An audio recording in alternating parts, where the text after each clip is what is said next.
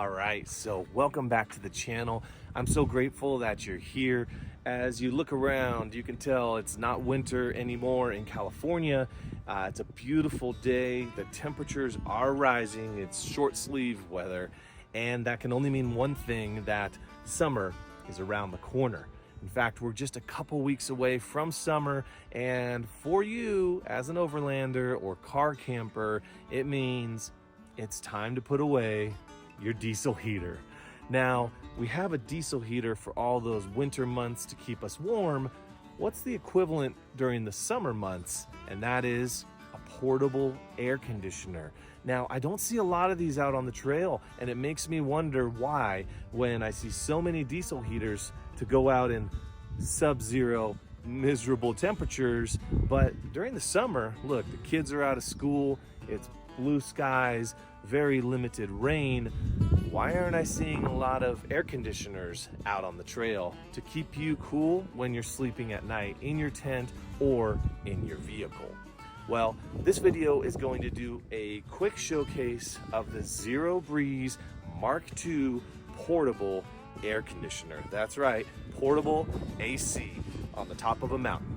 I'm going to take you through some of the components of it, how it works, and I can't yet tell you my own feedback because I haven't used it out on the trail yet. So this is more of a showcase video, and then you're gonna see me in the next few months. I have a lot of summer trips planned, some of them in triple-digit temperatures. You know that Zero Breeze is going to come in handy when those temperatures start to creep up, and when those nighttime temperatures are still, call it, you know, in the 80s, approaching 90s. So I'm gonna put the Zero Breeze to the test on the trail, but this is just to introduce you to it. Like I said, just like you have a diesel heater in winter, why not have an air conditioner in summer? So I'm gonna get a table set up, take you through all the components of it, and thanks for joining me. Here we go.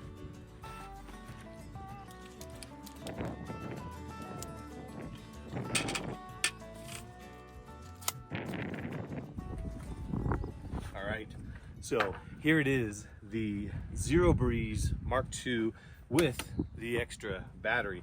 Let me show you first this battery that they've added on here. Just kind of clips on and off. And actually, without the battery, this thing is, in my opinion, super lightweight when it comes to, you know, gear that's in your rig. I think it's about 16 pounds. I'll put the exact weight right over here.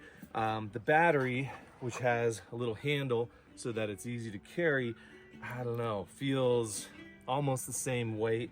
I'll try to put that over here so that you know the total weight of these two combined is, so a little bit on the heavy side. You know, not every piece of gear that you have is that heavy. So the cool thing about this is that it just sort of clips on here. Start from the front, and there you go. Even I can do that. And then they're connected together.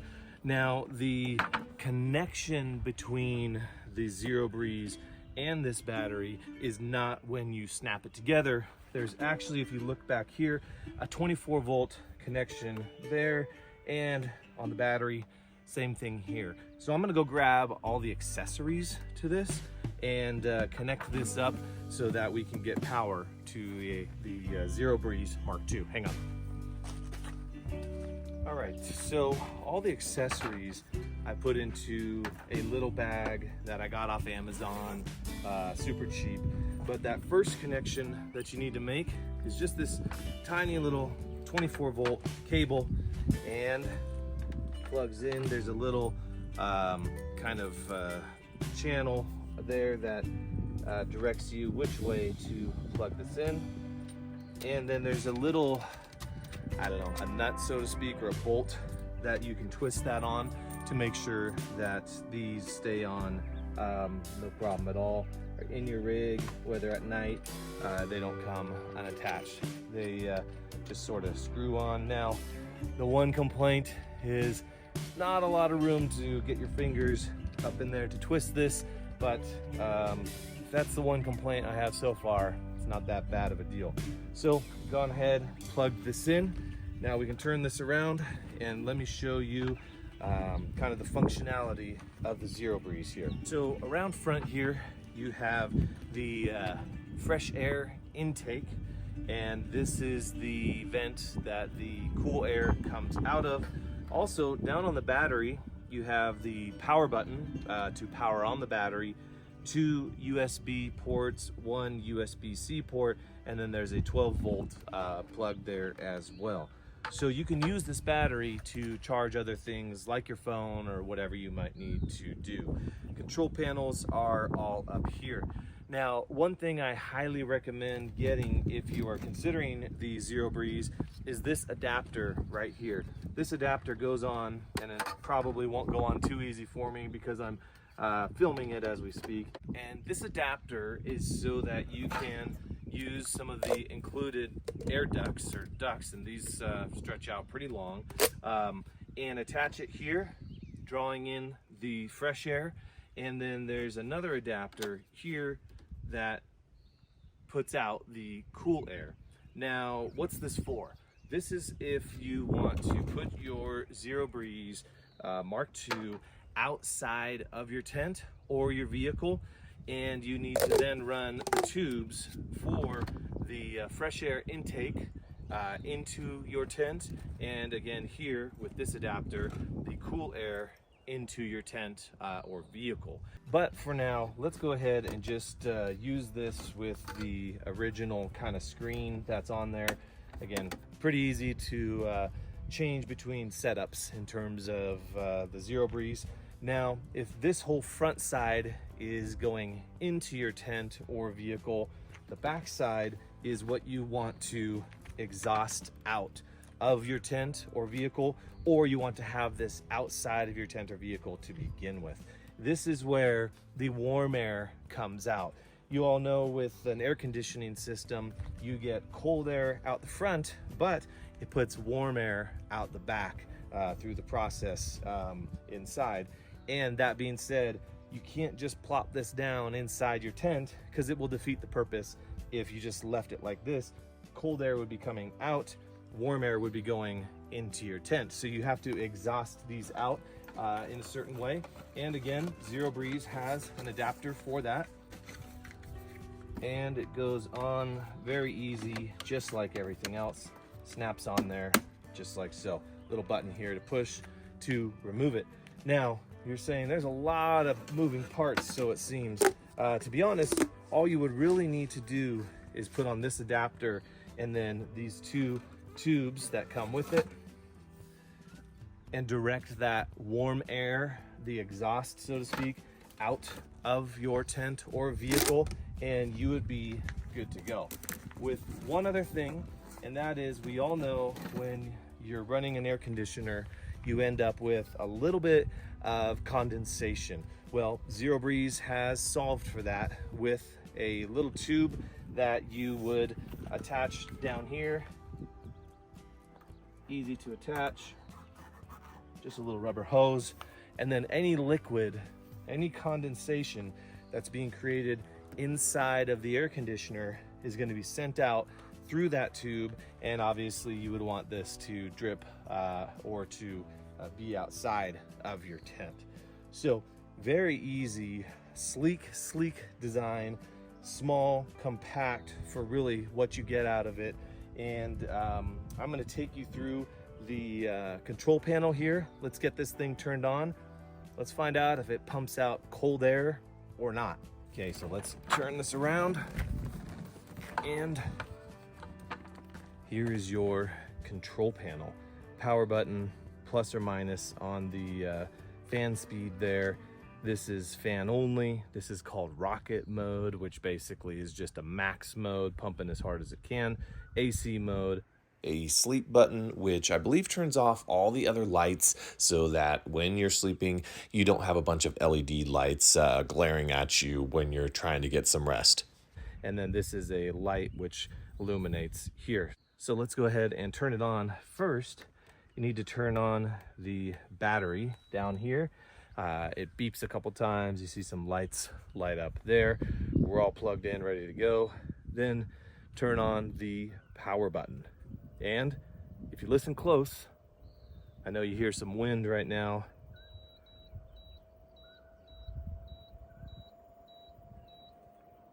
It is turning on. You can see this little display here showing the temperature of air that's coming out of it. And it's a mild day here right now in the sun. It's you know, probably feeling like approaching 80 degrees, etc. But the you know, the ambient air is in the, I'd say, 70s, something to that effect, maybe right at about 70. And so here, as you see, it's running. Temperature of the air coming out here, which I can feel, is now 58 degrees. So we're just gonna let this run for a minute and keep an eye on that temperature of the air that's coming out. Okay, I think this might be on high. I'll push the rocket button, see if that does anything. I think because of the refresh frame rate on my camera here, you can't actually read this, but this right now says 52 degrees is the temperature of the air that's coming out right here, and you can definitely feel it. It's feeling great. Out of the back side here, more of that lukewarm type air is coming out the back here, so you know that it's working. I can feel the air getting sucked in here at the front. Now, this battery will run up to 8 hours on a low setting, and I think 3 hours on the rocket setting, or the highest possible setting. So you want to be careful. You can also obviously run this entire unit off of any other auxiliary portable power station, solar power station that you have. So you're not just bound to using their proprietary battery here. So I've got my rooftop tent, my Ursa Minor, all set up here at camp, and I'm gonna take the Zero Breeze up into the tent and operate it there and really determine if it cools down the tent or not. So let me get that going here in just a second. All right, so I'm up in my tent here, and it is a warm day. If I had to go to sleep in the current temperature, it'd be a little difficult. Already sweating up here now. Obviously, I could unzip the windows and get a nice cross breeze through here, but we're gonna put this to the test. And in order to do so, we're gonna have to first attach the exhaust vents here. So give me a second just to do that.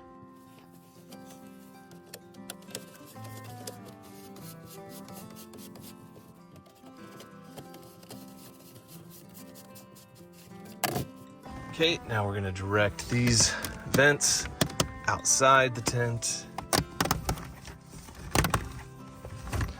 like so, and actually push the Zero Breeze as far over as I can here. Now, obviously, if you had 2 people sleeping in here, this would be too big to keep inside the tent.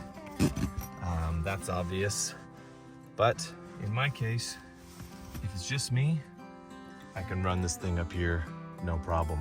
In fact, I would probably turn it this way, like so, so that the cool air is coming kind of right up here by my pillow. All right, it is warm in here. Let's go ahead. We've already got the battery turned on.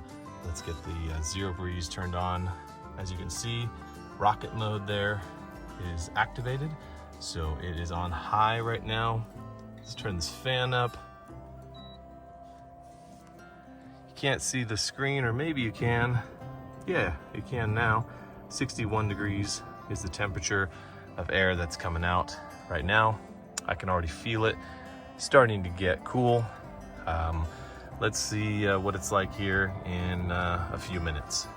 And this is just proof. I am sweating right now. It is warm up here. So the Zero Breeze is gonna need to do the job or not, but I'll tell you what it's like here in a few minutes.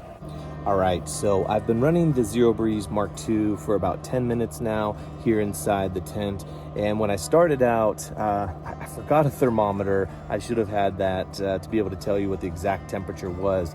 But I got into the tent, I was sweating. It's probably about 80, 82, right in that range, maybe a little higher. And right now, I'm going to say, based off what I'm feeling, it's probably high 60s in here. It has really dramatically changed the temperature inside the tent. So it's doing what it was intended to do. And if you look here, you can see that the temperature that it's pumping out is right at 47 degree air, which is nice and chilly. If you put your hand in front of it, it feels great. My pillow is cool to the touch. A lot of the fabrics now inside are all cool to the touch, which is just awesome.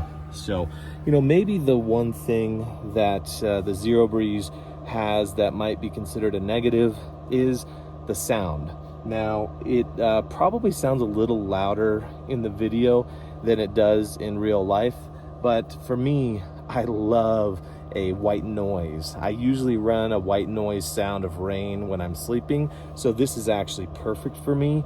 But if you need it dead silent while you're sleeping, this is going to be a bit of a struggle for you. So does the Zero Breeze work? Yes, it does. I'll test it out throughout the next few months in the summer here in California, and I plan on being in Nevada, also in Oregon, so I'll be putting this to the test on those trips as well. But for now, it's a success. Now, at the beginning of the video, I told you I was going to also show you my custom built diesel heater really quick. So I'm going to show you that here at the end of the video. With regard to Zero Breeze, there's going to be a link in the description with potentially a discount. So go check that out. I think this might just be exactly what you need for your summertime camping. So far, very impressed with the Zero Breeze Mark II. Now, let's go check out my diesel heater. All right, so as promised, I want to show you my custom built diesel heater. So I had a friend of a friend of a friend build this for me, and the reason I did that is because a lot of times I saw other overlanders, campers using diesel heaters, and they weren't always working. So I wanted to do a high quality build that I knew that I could rely on when I was out in, call it, sub-zero temperatures. So I don't have, say, like a total cost for this, but I do know somewhere around $600 for all of the components that go together to build this. You can go on Amazon and get a diesel heater right now for probably between $100 and $200.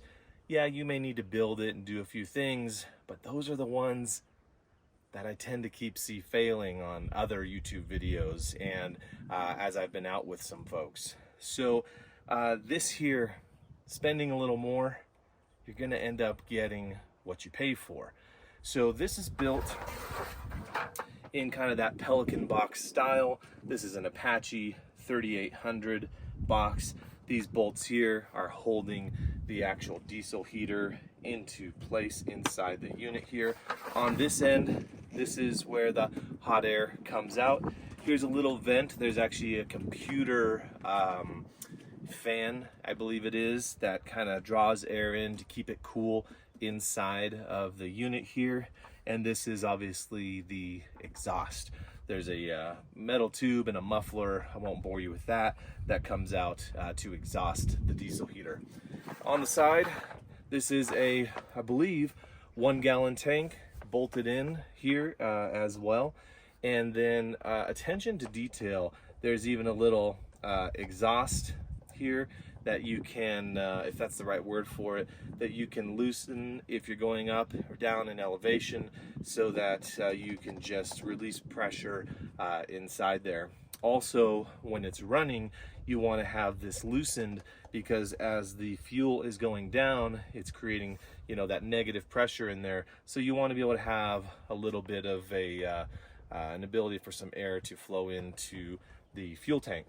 At the same time, protect it from the elements, because oftentimes you're running a diesel heater when it's raining or when it's snowing. So this is a nice little attention to detail here in this build. Let's turn it all the way around to this side, and this is the air intake. So the fresh air goes in here. Obviously the exhaust is on the other side, which is what you want. I'm actually going to have a custom piece made for this so that I can get the fresh air intake up into my tent, right? So then you really have no concerns about carbon monoxide. And then down here where your electricity goes in. Now this thing runs when it's on high at a very, very low wattage, and that is one of the great things about a diesel heater.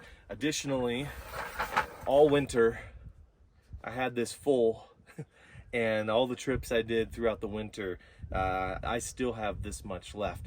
One little known fact, diesel fuel actually keeps very well for long periods of time, so I don't need to go and empty this out or anything like that before the next season. I can actually just leave it in here, put some fresh diesel in next season, and just run it from there. So let's go ahead and take a look at what's on the inside. All right, let's go ahead and pop this open. Now the cool thing about this whole setup is that inside this case I can store things like the cable to plug into my power station, and then the muffler. Actually, I kind of did a little sawed off muffler. I didn't want a giant tube hanging out of there. I have an extra screwdriver in here, have some extra fuses in here. You know, let me turn this actually around. Not sure what I was thinking there. It'll sit up just like this, but here is also a little remote control. It slides back, on, off, up, down. Very, very simple. Controller is in here, and I've never even had to touch any of these buttons on here. I just use that remote control. So as you can see, fuel pump coming in, controller here. Controller goes down to this little computer fan, again, that keeps the inside of this as cool as it can, and then also out to my plug-in here for my 12 volt. Now this here, the actual diesel heater unit, is a Lavender Pro. It's called the Lava 20. The fuel obviously is diesel, and I did a 2 kilowatt unit. You can do bigger ones, you could do 5, you could do 8, but for my purposes, I'd always seen people with diesel heaters running them, and they say there's too much hot air coming in, so they'd always have to run them on low. So I actually went for a smaller, more compact size, obviously running off of 12 volt here. Let me grab the camera and I'll give you some close-ups of some of these configurations. You have your exhaust going out, the whole diesel heater unit. Again, it is a Lavender Pro. Really, really tight, great connections. A lot of these parts were 3D printed, like these vents here, like the piece here. I mean, this box that it's in did not come at all like this to begin with. Some custom 3D printed parts here for to be able to hold the fuel pump at just the right angle. That's also very important in terms of overall reliability. And then on the outside here, you can see those 3D printed parts here as little vents and so on. So there you have it, my custom diesel heater built just for me. And I can't say enough how doing something quality really will save you a lot of headaches when you're out on the trail. This video not meant to be about the diesel heater, but if you have questions about it, reach out to me. I'll be happy to answer those for you. But think of that Zero Breeze Mark II as the diesel heater for the summer, right? That air conditioning, just critical for some of those hot summer nights when you're out on the trail, just like a diesel heater is critical when you're in, you know, sub-zero temperatures, even down into the 40s and stuff like that. A diesel heater is really nice to have during the winter. So I'm gonna go ahead and get packed up here. Please like, comment, If you haven't subscribed, please subscribe, and also consider sharing this video to somebody who might need to see that Zero Breeze Mark II or perhaps a custom built diesel heater. As I usually say, thanks for coming along for the ride. I appreciate you watching, and I'll see you in the next one.